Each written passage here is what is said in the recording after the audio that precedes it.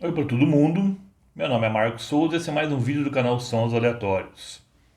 E hoje eu trago aqui um artista britânico, hoje em dia um mega popstar, mas no começo da carreira ele enfrentou algumas dificuldades porque ele saiu de uma banda de muito sucesso e a insegurança com certeza deve ter batido no primeiro disco, mas foi uma prova de fogo no qual ele foi bem sucedido. Estou falando do Peter Gabriel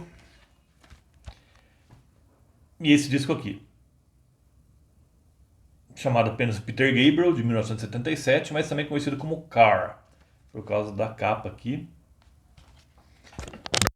Contracapa também, tá aqui.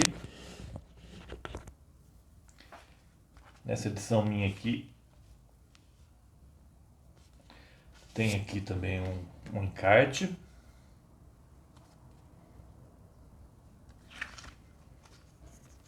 Tem algumas fotos também da época.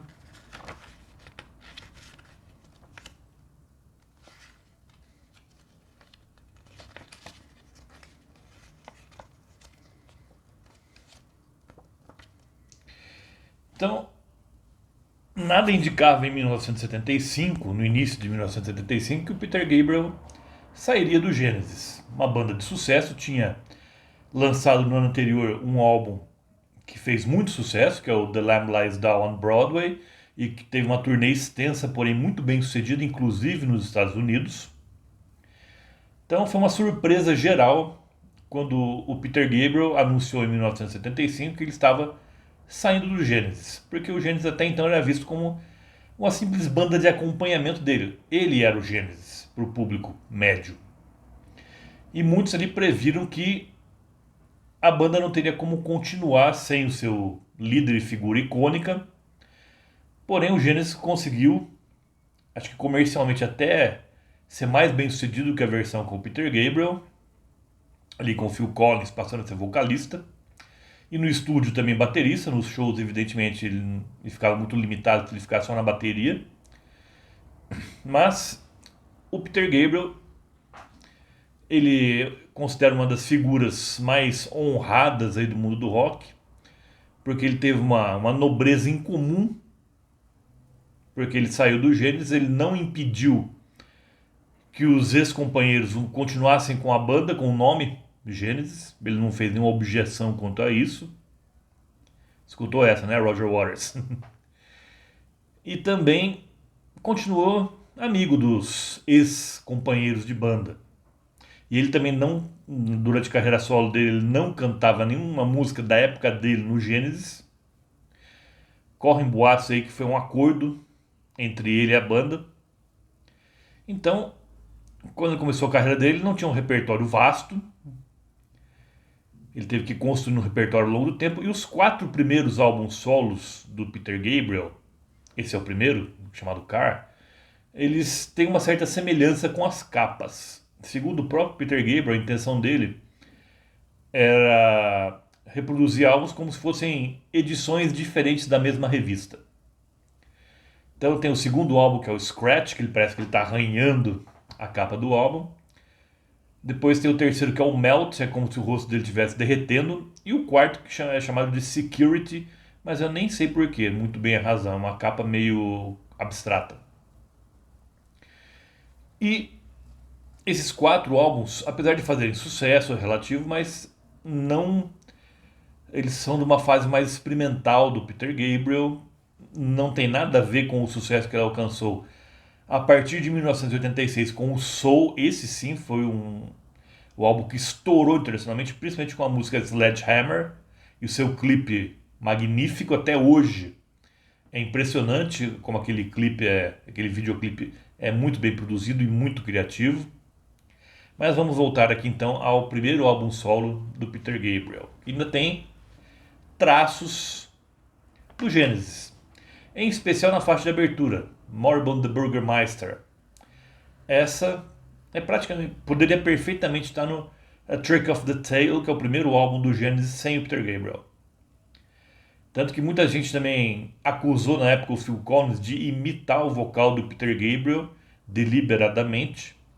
Isso é muito visível, principalmente na faixa que abre o Trick of the Tail, que é o Dance on a Volcano. Ali, se você fechar o olho, parece que é o Peter Gabriel mesmo que está cantando. Mas os dois já tinham um timbre de voz parecido.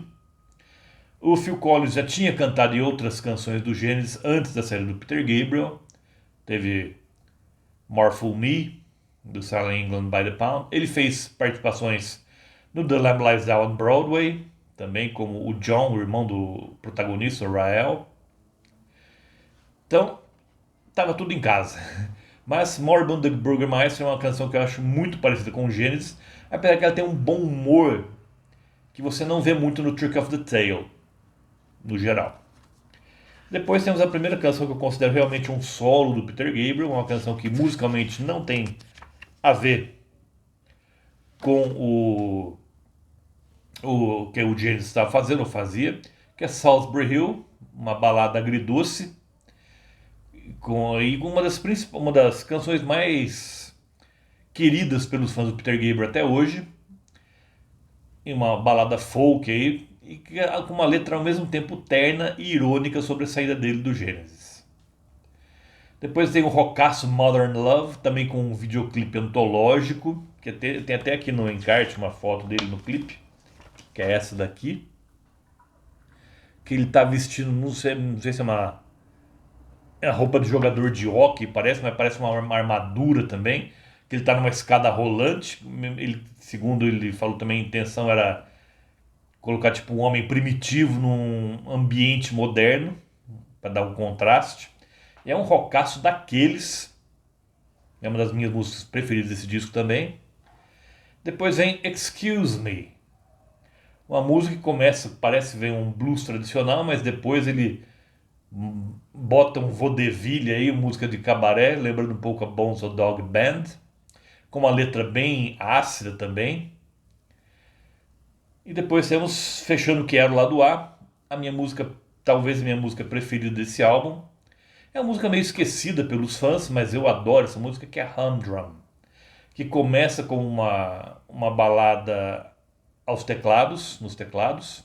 Depois ela parece que ela vem com alguns elementos de música latina, mas depois ela subverte tudo e se torna uma canção emocionante mesmo, de rock progressivo castiço. Linda. Isso tudo em menos de 4 minutos. Depois, abrindo que era o lado B, a gente tem Slow Burn, também uma música que poderia estar no álbum do Genesis. Aqui é uma música que tem mais uma pegada mais Genesis, assim como Morbid the Burgermeister. Aqui ele tem o auxílio de uma orquestra sinfônica também. É uma música progressiva no sentido estrito. Depois temos o bluesaço Waiting for the Big One. Também aqui ele fazendo referência ao terremoto que vai ainda acontecer, mas que vai ser catastrófico ali para a costa californiana. Muito possivelmente cidades como Los Angeles e São Francisco vão ser completamente destruídas por esse terremoto que todo mundo sabe que vai acontecer, mas não sabe quando, porque terremotos são altamente imprevisíveis. Então aqui ele faz uma certa homenagem, digamos assim, a esse terremoto que ainda vai acontecer. Está todo mundo esperando pelo Big One, waiting for the Big One. E a música é um blues daqueles. Depois temos uma música que irritou alguns fãs na época, que é Down the Dolce Vita, que começa imponente assim com sopros de orquestra, mas depois ela já descamba por uma disco music. Então por isso que disco music, rock progressivo, eram praticamente inimigos mortais na época, e o Peter Gabriel ainda estava associado com o rock progressivo em 1977. Então isso enfureceu alguns fãs, mas mesmo assim é uma música, apesar de não ser nem de longe a minha música preferida do disco, eu achar ela muito longa, ela tem mais de 7 minutos, mas é uma música interessante, ele mostra uma faceta dele que ainda não era conhecido do grande público. E o álbum fecha com o que talvez seja a música mais conhecida e é mais apreciada pelos fãs do Peter Gabriel, que é uma balada tristíssima e com uma letra bem enigmática, que é Here Comes the Flood. Essa música realmente ele se superou aí, é uma composição magnífica e a voz dele tem tudo a ver com o que a música pede. Ele fecha com chave de ouro esse primeiro álbum dele, com essa canção. Então, como eu falei, depois veio os outros álbuns ao estilo revista, edição de revista, como o Scratch. Todos têm o nome Peter Gabriel, mas ficaram conhecidos como Scratch, Melt, Security. Eu gosto bastante. O Scratch não gosto tanto. É um disco que eu acho um pouco mais fraco que os outros. O Melt é um disco bem melhor e que tem um clássico também dele que é Games Without Frontiers. E o Security já é um álbum que fez um pouco mais de sucesso do que os outros por causa principalmente da Shock the Monkey. Uma música que também tem um videoclipe excelente. O Peter Gabriel foi um dos primeiros artistas a entender a importância do videoclipe para a divulgação das músicas. E Shock the Monkey tem um clipe também que ficou para a história. Mas depois ele ficou um tempo parado.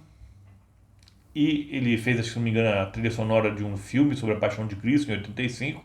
Em 86 ele volta com Arrasa Quarteirão Soul. E esse álbum foi um sucesso imenso. Que tenha puxado pela Sledgehammer, como eu falei, com um clipe que até hoje é impressionante, como ele é atemporal. E a partir daí o Peter Gabriel se tornou um superastro da música. Hoje em dia, apesar dele não estar tão ativo assim, mas ele é muito respeitado, muito querido também no showbiz, uma das figuras mais gente fina deve ser ali do rock, com certeza. E lembra vocês, toda terça-feira tem vídeo novo aqui no canal.